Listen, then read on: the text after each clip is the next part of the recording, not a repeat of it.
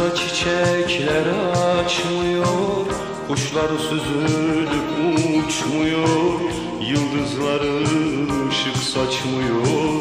Geçmiyor günler, geçmiyor. Avluda olta vururum, kah düşünür otururum, türlü hayaller görürüm.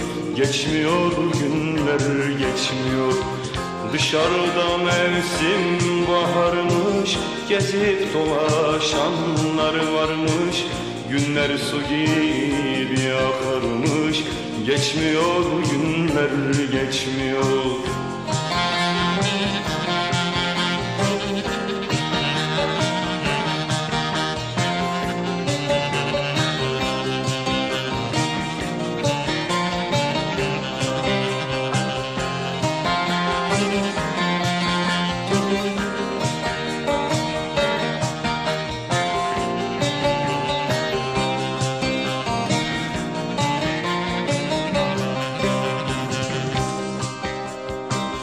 Gönülde eski sevdalar, gözümde dereler bağlar.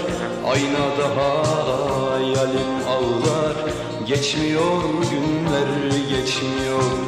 Yanımda yatan yabancı, her söz zehir gibi acı. Bütün dertlerin en gücü, geçmiyor günler, geçmiyor. Dışarıda mevsim baharmış, gezip dolaşanlar varmış.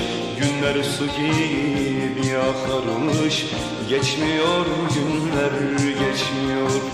Dışarıda mevsim baharmış, gezip dolaşanlar varmış. Günler su gibi akarmış, geçmiyor günler, geçmiyor. Dışarıda mevsim baharmış, gezip dolaşanlar varmış. Günler su gibi akarmış, geçmiyor gün.